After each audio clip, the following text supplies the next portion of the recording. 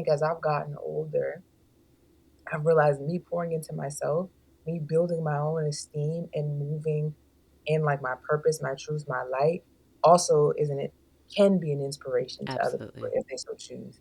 And I just have to focus on my own lane. Like I can't drag people with me to this place that they may not want to go.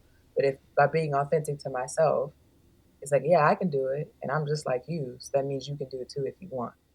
Welcome to Impostrix Podcast Season 4. My name is Whitney and I am your host. Thanks for joining us for this episode. I am excited to jump into it.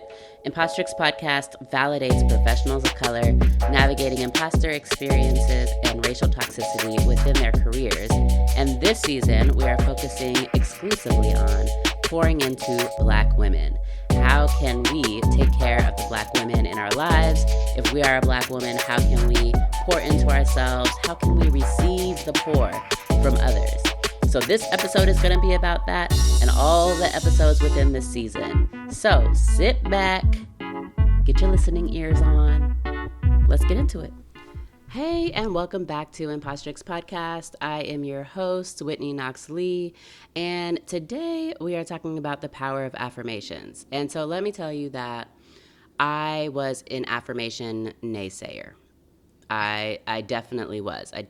But about 10 years ago, and I told this story before, moved from the city, like a true Seattleite, having not lived anywhere else, bounced around for like a semester in Texas and in Atlanta. But I moved to South Georgia, which is like what you would think it is. Um, and was like excited, but then once I like settled in, I was immediately struck with like anxiety, and specifically racial anxiety, like anxiety that I was going to be driving and like got by the KKK. Like that was, I wasn't eating. It was, it was intense. And I don't remember why or how, but affirmations became a part of my life then. I would put sticky notes. I would write an affirmation on a sticky note. I would put them on my door frame so that I could see it every time I left, like my closet. I would Mm-hmm. also put it on my mirror. And I can't even remember now what those affirmations were. Probably having to do with safety and having to do with value, because also it was my first job out of law school.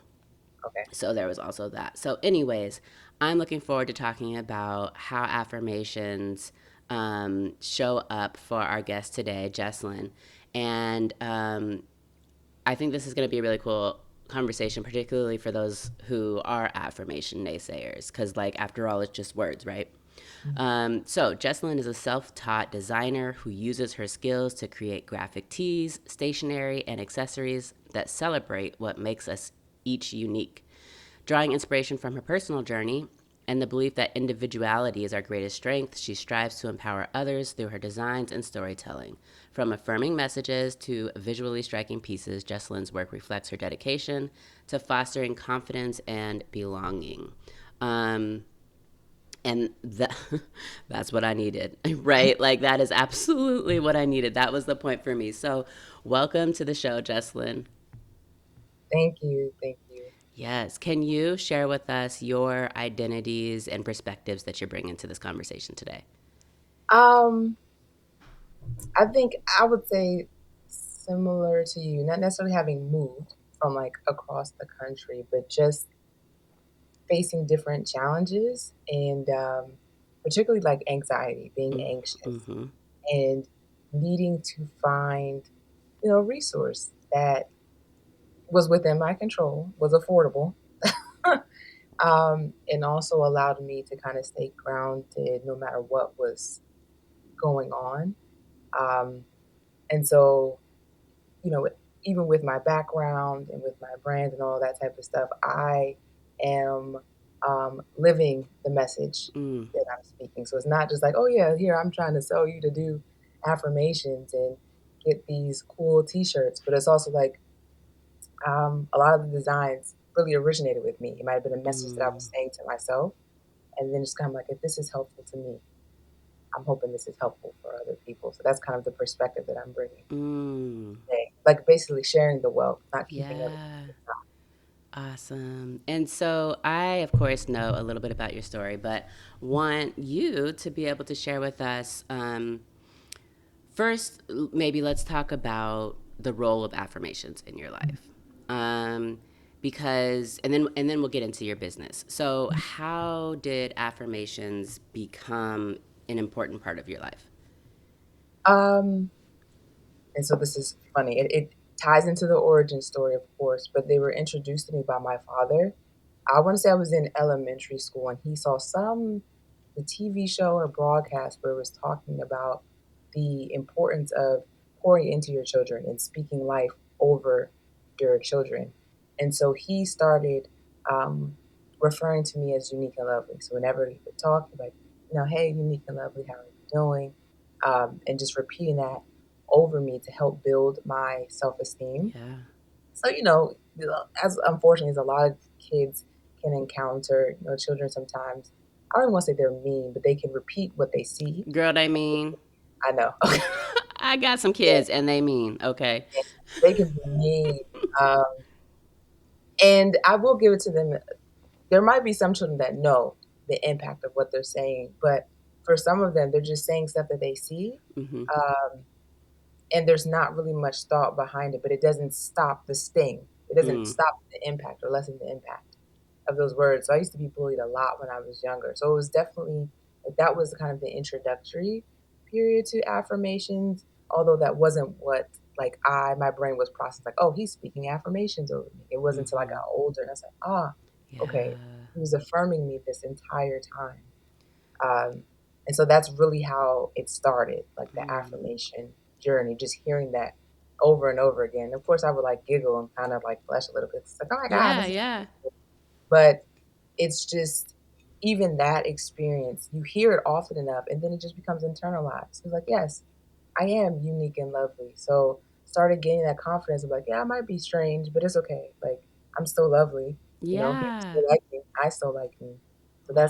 that's really how it started from parental assistance. Yeah. Okay, this is a random question, but you said you were bullied, and I'm wondering if you would share with us what you were bullied about, because I think that is something that impacts so much of us in our adulthood Mhm. that we do not talk about because it was, we were kids. It was a long time ago, and basically, we don't want to go back there. Like, Yeah, who wants to talk about that? yeah. So, will you share with us what you were bullied about? Sure, it was a couple different things. So, being really tiny, um, so Mm. it's like being skinny. So Yeah. being I want to say around like fifth or sixth grade. So some of my peers were developing and things and Yeah. not developing on the same scale. So that was teased because of that. I also ended up being diagnosed with an autoimmune disease called Mm. hyperthyroidism Mm. and Graves' disease, which actually made Mm. one of my eyes push out further. So I got Mm. that, and that was really the brunt of it. And Mm-hmm. actually, part of the reason why I was so tiny, but it's like I didn't know, like I don't Mm-hmm. now as an adult, right? If somebody's like, "Oh, do you know all these ins and out about having hyperthyroidism?" I still couldn't tell them, much less at like 10 years old, because that's when I was diagnosed. Um, so like I used to be called, of course, flat chested, being called Mm-hmm. like they used to call me Cyclops because of the fact that the one eye being bigger than the other, Wow. and it was a really like at that time, it was a very dark time Of for course. me because like I grieving two things, right? Grieving being bullied, but also having no idea what was happening Yeah. to my body and like the severity of this autoimmune disease. And like I talk with my mom about it now because I remember I posted something on my personal TikTok, kind of just talking about a little bit about that experience. And my mother she's like, I just didn't know it was that hard for you. Mm. And I'm very thankful that I'm still here because if things were different, maybe if I didn't have the friends that I had around me, I might not have been Yeah. here because it was just so much happening at one time. But that really, again, it goes into like the unique and lovely affirmation. Just like, okay, even though this is happening to you, even though right now you're looking physically different than Mm-hmm. you used to look, you're still lovely. Like it doesn't matter Yeah. that you don't look the same as all these other kids, or you're not developing on the same timeline as these other children. You're still lovely. You're still unique. So that Yeah. really put the battery in my back as I matriculated. So let's pause a minute and just get real. You do everything for everybody. But have you taken a moment to care for future you? Getting your affairs in order isn't just about wills or trusts. It's about peace of mind for you and love for those that you leave behind. Ideally, we should all have an estate plan. And if you're in Georgia, Wills for the People can help you out. But if you're not ready yet to create your will or trust, there's something that you can do that will go a long way in helping the future you. And that is to get organized. The I Plan for This Life Organizer for when it's needed is a workbook designed to help you organize your life with clarity and ease, making it so that if someone needs to care for you or for your affairs because you're not able to, they have all of the information that they need. No stress, no confusion, just a record made by you, about you. Visit willsforthepeoplega.com to get your copy, because you deserve to be prepared and to have your loved ones prepared. Again, that's willsforthepeoplega.com and click on the workbook tab. Back to the show.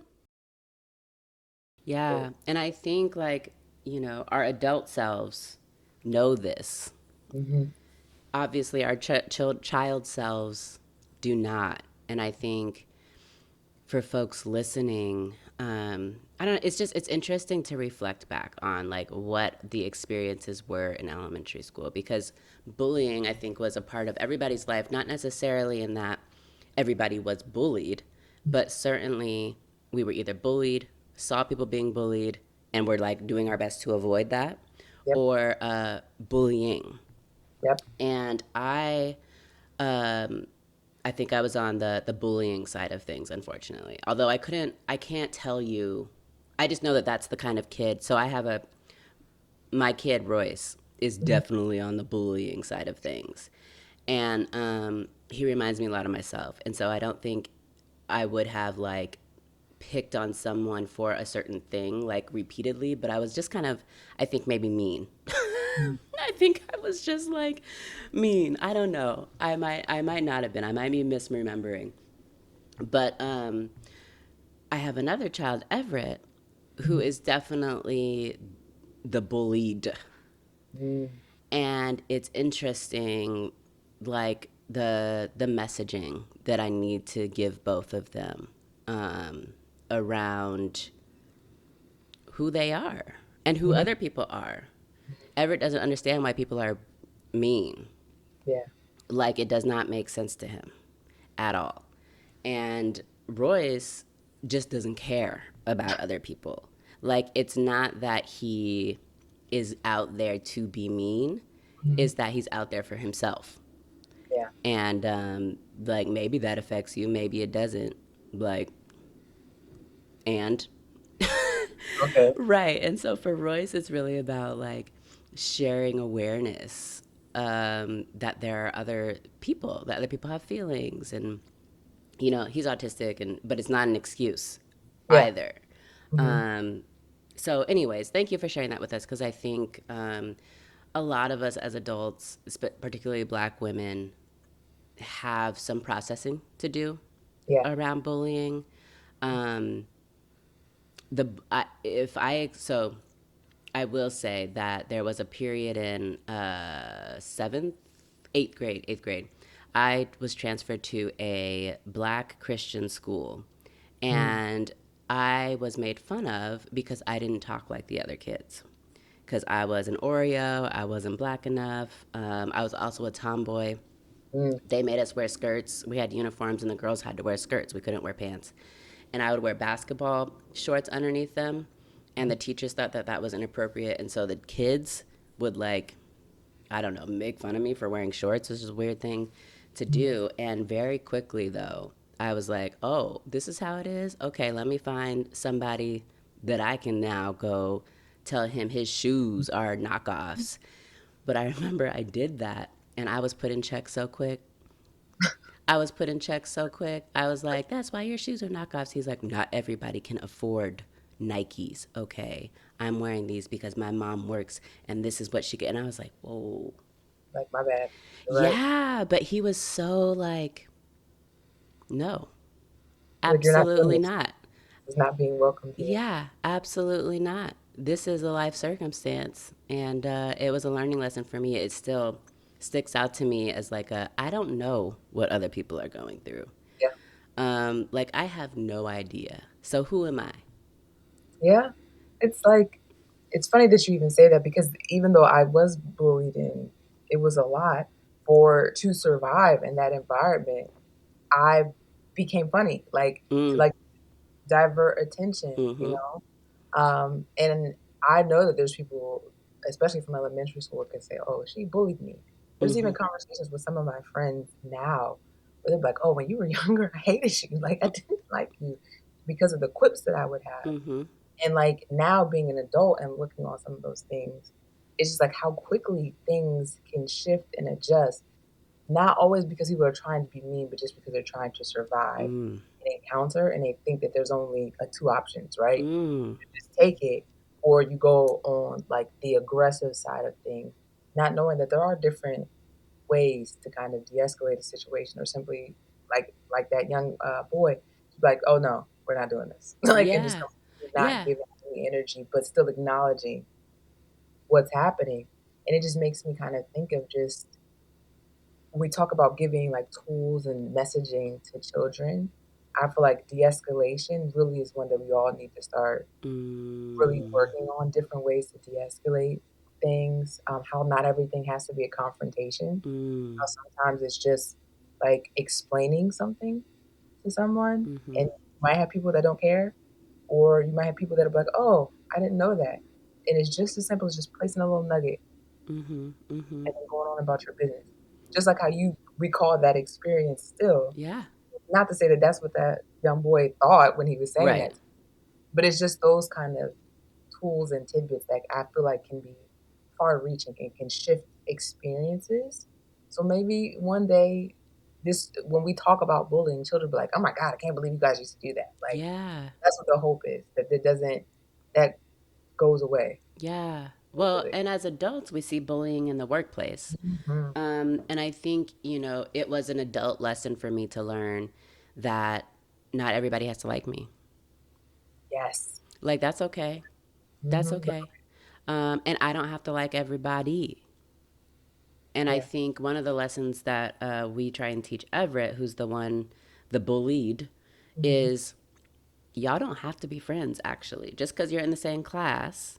Mhm. Like, if this little girl don't want to play with you, don't play with her. Yeah, like, Go it's take okay. your awesomeness elsewhere. And last season on the show, we had a couple of conversations about bullying in the workplace and Mhm. about like the difference between bullying and like harassment, racial discrimination and harassment, because bullying is not like you can be bullied all you want. Like, I mean, all anybody else wants, right? Like, and that is not necessarily a cause for legal action. And so even I'm thinking about like you said de-escalation.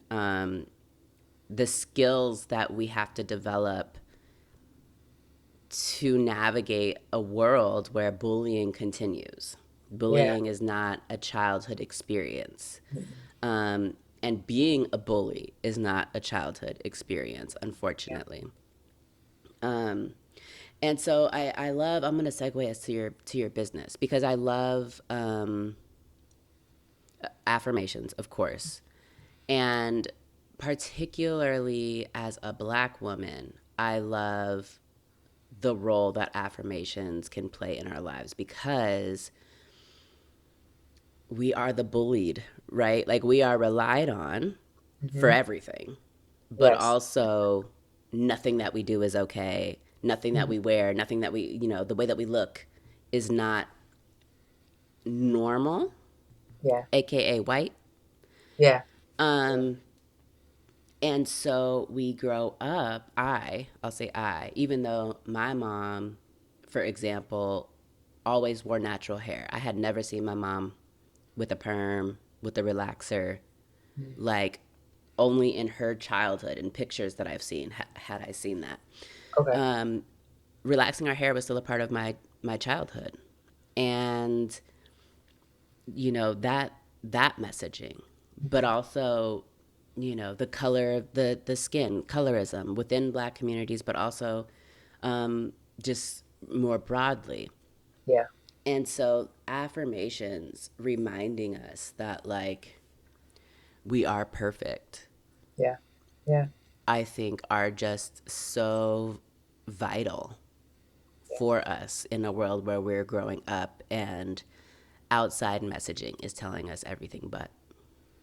Yeah. And I think, like, when I think of Black women and what we've been able to create for ourselves, despite everything that's been like built to knock us down, I will always love Black women. Like, I will always revere them because I'm like, we could have just become meek and just like, okay, Mm-hmm. it's come to that. But because of the adversity that we faced, we're like, cool, thanks for that.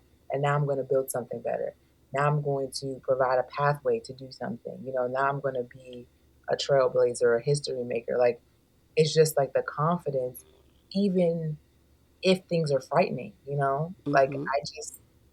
I think it's amazing. And I'm like, I wish that instead of other demographics looking and demeaning, they look and take notes because Mm. I'm like, this is a lesson. This you can learn from this. Mm-hmm. You know, it's not like our movements are superhuman. Like our movements are because we chose something. We chose something as collective. We chose something individually to take what the lemons that they were throwing at us Mm-hmm. and then make like lemonade and Mm-hmm. then like lavender lemonade, and then all these different things for other people also to enjoy as well. Like I think as I've gotten older, I've realized me pouring into myself, me building my own esteem and moving in like my purpose, my truth, my light, also isn't it can be an inspiration to other people Absolutely. if they so choose. And I just have to focus on my own lane. Like I can't drag people with me to this place that they may not want to go. But if by being authentic to myself, it's like, yeah, I can do it. And I'm just like you. So that means you can do it too if you want. And then Mm-hmm. also go on about the business. Like I feel like that's the shift that's happening amongst our demographic right now. It's like, oh, our Mm. resting. We don't have to put on that cape because we are human as well. We just continue minding our business, doing our things because I feel like our actions inherently they benefit the collective. And again, Yes. instead of trying to demean, people can look at that and they can learn something if they want to. Like there's lessons Yeah. in everything. I mean, I what I heard you saying was essentially me caring for myself is an affirmation. Yes. And that's, I think, really profound because yes, we cannot drag people along with us to do, like, we cannot beg you to take care of yourself. We can only take care of us. Yes. And we don't do that. No, we don't. And so I agree with you. And this is part of the impetus for this season Mhm. is we have to learn how. We Yes. have to We have learn how. to And I first. specifically, Hmm. need to learn how to set aside some of these other identities that run me down Yes. so that I can have a strong Whitney identity. Yeah. So that I can have like the rest, the joy, the comfort, the peace, the healing that I aspire to have, but I've never slowed down enough to get. Yeah. That Um, slowing down part is essential. yes, it Yeah. absolutely is. Um, so many of the guests this season we're talking about slowing down, or we're talking about actual balance, and we're talking about focusing on the thing. Like we can't just say, even with affirmations, we can't just say it. We can't just Yes. say I am going to go to sleep early. Like I'm gonna like have a one of my things is I should be in bed by 10:30. I need a lot of sleep. Okay. Am I ever in bed by 10:30? No. Literally never. Literally never. I have an alarm on my phone that says bedtime that I just swipe away. So I can't just say I should go to Mhm. bed at 10:30. Like I actually have to focus on that. I need to commit to it. So that means I need to be wrapping up the things that I'm trying to do well before 10:30. Yes. And so, I think that we are I agree with you that as a demographic, at least Mhm. like Black American women here in the Yeah. US, it is very much a stepping back kind of moment Hmm. and a like going inward moment. And for me, that it just feels really good. I'm doing things that I forgot that I liked. I'm working on a puzzle right now. I forgot Mm-hmm. that I liked puzzles. I'm taking like more fun time away from my children, which as a mother, mm-mm, It's important. mm-hmm, It's also, but again, the messaging's like, no, it all ties together. As a mother, as a woman, your worth is what you do for other people. Like that's where your value right, lies. And it's reclaiming that narrative because like that's not true. If I am not feeling my best, I can't give my best to anybody else. So everybody is now at a loss because I didn't prioritize myself. It's a whole bunch of one of my mentors says instead of saying unlearning, relearn. You're mm, relearning things. mm-hmm, You're relearning messages and just seeing what is applicable to you and what actually resonates with you at like whatever point in your journey that you are yeah. in. So let's talk about Unique and Lovely because you have this business now, Mm-hmm. and this business is based on the affirmation that your father gave you at a young age. Mm-hmm. And he still calls you unique and lovely, like to this Yes. day, right? Yep. That's beautiful. It reminds me of those, like, I don't know, TikToks and Instagram reels where you got like the super cute, like, black dad Mm-hmm. talking to his children and, like, you know, standing in the mirror and all of that stuff. Mm-hmm. I love that. Super, super cute. Um, so, what is your business? What are you doing? So I focus on like empowering apparel, stationery, accessories, everything that is created under the Unique and Lovely umbrella has an affirmation associated with it. So one of the ones that I can think of off the top of my head is the indestructible shirt, which Mm, actually was inspired by a poem that I wrote, um, and then kind of shortening that poem. So like the first version of that shirt was like he, she, they thought that they could break you. They didn't know that you were indestructible. And then mm, I revised that version again once I kind of rebranded Unique and Lovely to focus specifically on women to just mm, say the word indestructible, you mm, know. Um, so like kind of that example, my favorite things that I'm creating now are my affirmation emoji pins. And so there are all these different designs and styles, but each of them has a name, and each name represents an acronym that is also an affirmation. So, for example, like one of the first ones that I made was like sand, and so that stands for sees all new dreams. mm, And then like I have onyx, and that's own your natural excellence and things like that. So mm, like when I'm like vending, like my favorite thing is to see people stop because they it's the design itself that stops them first. mm-hmm.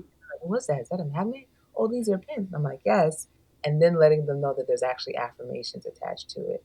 And what I found so far is like, even though if it might just be the visual that stopped them first, when they turn over to see what the affirmation is, it resonates with them. Yeah, Now, I'm not saying I'm a prophet or anything. I'm yeah, just saying it's just very interesting how like it ends up working out um, for people. Because I yeah, think, especially on your affirmation journey, when you're first starting out, maybe you are a little bit nervous or skeptical to speak it, you know, or to believe in it.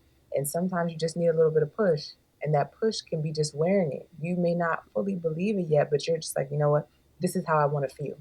So this is what I'm going to adorn myself with to help me get to that next level where now I do feel the confidence inside as well as like what I'm wearing or how I choose to step out into the world and today. like I love being out and about and seeing Black women wearing affirmation apparel.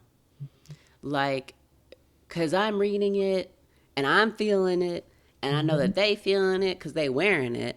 And Mhm. like I feel like we have a connection of this affirmation. Like I don't know, like they're sharing it with me type of thing. And it's a reminder because you could see, I could be out grocery shopping and being all, I don't know, grumpy or something, and see somebody wearing the shirt and being like, oh, that's right. That's right. I am amazing. Mhm. I am wonderful. Um, yeah, I I love that, and I like the pins. I imagine too that like as people are wearing these pins, others are asking about it. Mhm. And so, again, another opportunity for people to say what the affirmation is and for people to be able to share in that blessing, Yeah. really. Um, when you first started talking about your dad, you were talking about affirmations, but you also said like speaking life into. Mhm.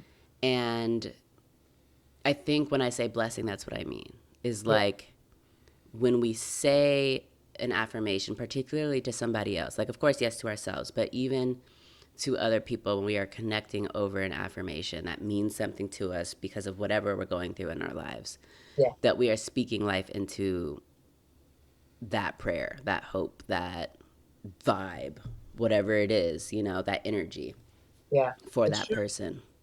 It's true. And it's funny when you say like prayer specifically, like that word is really sticking out to me right now because it is. It's like a prayer over that person. Like I pray you seize on new Mm-hmm. dreams. Like I have another one called Ruby, which is raining unique blessings on you. I pray that Mm-hmm. unique blessings rain on you, abundantly. Mm-hmm. And it's just I feel like also bringing back like kindness. Mm. Like I feel like right now, especially in the United States, like we've lost the ability to be kind. We kind of lost the plot a little bit. And it's like it's important to speak this over the people that you encounter, over yourself. Because no matter how much we like it or dislike it, we're interconnected. What one person does has an impact on everybody else. Yeah. There is no I. You Yeah. know, it's about us as a collective, whether we're always in agreement or not. And even though when I first started my brand, it's not like I had that profound thought, but again, just based off experience, that's where I'm getting to. It's like it's more than just a brand. It's more than just me like selling certain stuff. It's a movement. It's a shift in the way that we think individually and that we think collectively. Because something that we see is whenever there's something new that we don't understand, we're taught to fear it. And Right. when you're fearing something, you're not thinking about being curious. You're not thinking about like let me interact and learn more. I want people to get more curious about things, about themselves, about others. And again, it's not necessarily saying like you have to agree with everything or that you're going to agree with everything or you're going to like everything, but you're not immediately shutting down something just because it's completely different Mm-hmm. from you. Like what makes us different, this is what makes the world interesting. If we were Mm-hmm. all the same, it'd be very boring, Mm-hmm. at least for me. I'm like, I don't like seeing the same stuff. Like when I'm on social media, I'm like, this looks the same from that person. I like the the uniqueness, the authenticity. It's inspiring. It is. It is. And we have a lot to learn from each Mm. other. I mean, diverse workforces Yeah. create more Mhm. than homogenous workforces. Yeah. Um, there's so much that we gain out of being unique, and we grow up thinking the opposite of what's true, which Yeah. is don't be different. Yep. Yep. Be the Be same. like the best of the same. Yep. And even then, right?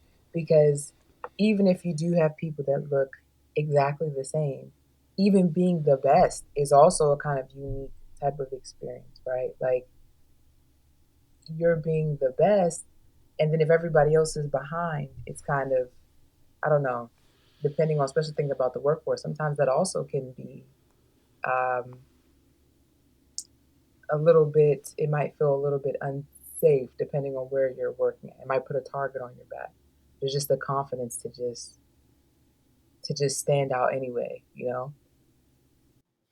Okay, Jesslyn. So I would love to ask you just about your own personal affirmation practices because I know, one, you kind of make a business out of this. Hmm. And two, you've grown up with being affirmed, Hmm. which is not an experience that many of us, grow up with, at least not so explicitly in the way that you have. So, Hmm. what are you doing on a daily or just on a regular basis to affirm yourself?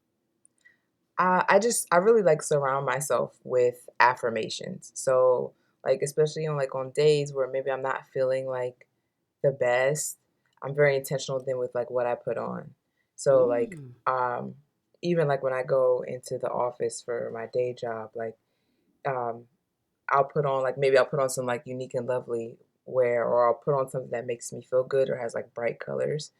Um, I also have a lot of Post-it notes mm, everywhere. So like I even have some on my computer with affirmations. At work, I put up some of my affirmations and even some of my affirmation pins, again to kind of help ground me and just see those visual cues as reminders. Because the realization for me is like stuff doesn't have to be perfect, and it also doesn't have to be a performance.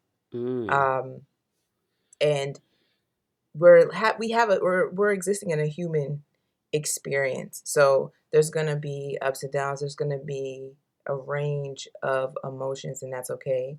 And on those days where you can't generate that feeling or that affirming energy within yourself, that's where it's really good to have it reflected around you. I've even created kind of like affirmation playlists for myself, so I post about it on my oh, blog.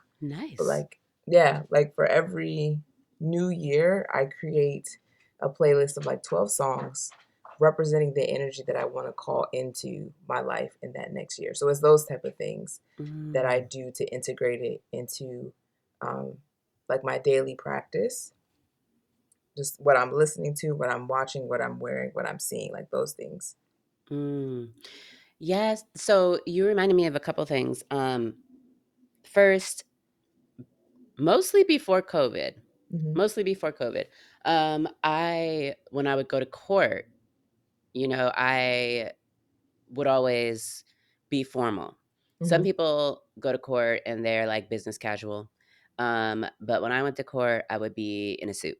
Hmm. And one, like I felt personally like that was appropriate, but two, I felt powerful. Yeah. And so when you talk about the things that you wear, whether or not that's dressing up or dressing down, but Hmm. maybe it's dressing down, but there's language on it Yep. that is affirming. I haven't thought about that in a while of just how I used to use clothes and my physical appearance as an affirmation. But Hmm. now, everything's a little bit more relaxed. So I need to go buy some apparel from Unique and Lovely so I can have some like downtime apparel. Hmm. I used to do Target Black History Month every month Hmm. and wear, just some of their stuff. I love Target Black History Month. There's another thing that you said though when you were talking about affirmation. Oh, sticky notes Hmm. and like the visual reminders. That is definitely something that I need. I am a user of sticky notes. Hmm.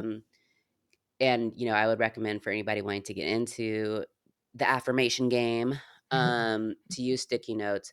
I also wanted to throw out there a you mentioned playlists, Mhm. and it reminded me of my favorite healing music, which is Mm. a group called Beautiful Chorus. Hmm, okay. They are a women's group, and I think they're multicultural. Um, but they sing basically hymns, but Okay. not some of them might be religious, they might mention God, but some of them are spiritual, Mm. and they use humming.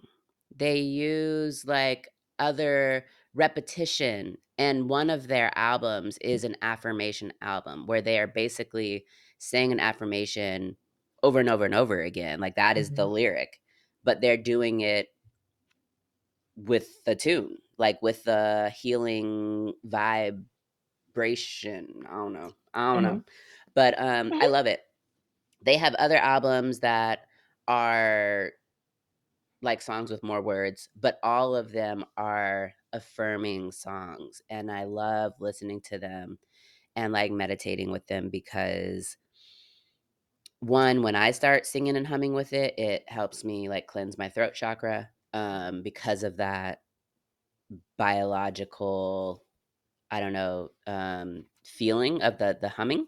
Mhm. Um, but also because I'm affirming myself the whole time. Yeah, no, that makes sense. That makes sense. I mean, it's such a spiritual thing, you know. Hmm. And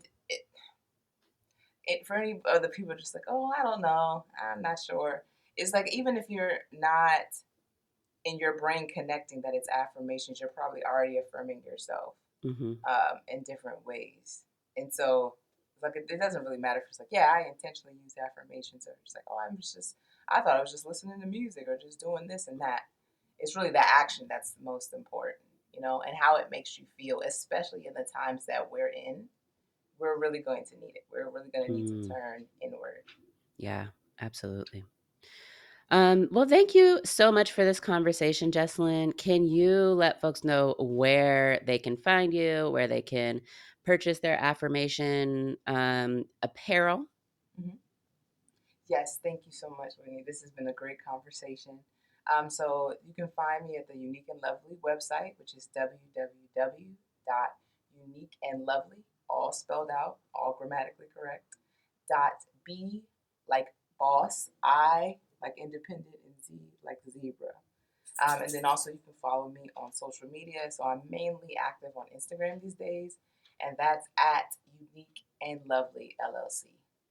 Okay, awesome. So uniqueandlovely.biz Mm-hmm. and at Unique and Lovely LLC. Yes. Awesome. Thank you so much for joining me. This was a great conversation. Thank you so much, Whitney. Take care. Thank you so much for listening to this episode of Impostrix Podcast. I hope that you got what you needed. If you're ready for more, feel free to go through the other 3 seasons worth of amazing episodes that we've put together for you. I want to hear from you. I want to know how you related to this episode. So if you're listening on Spotify, feel free to answer the question or send a text. You can do that through your Spotify app. If you're listening elsewhere, make sure that you follow me on Instagram at Impostrix Podcast. And if you like to text, go ahead, go to the show notes, look for the link for the WhatsApp community because we just got it started this season for season 4 and I love to chat. So hit me up. Also, thank you to Chris at Digital REM for editing this episode. Until next time, be validated.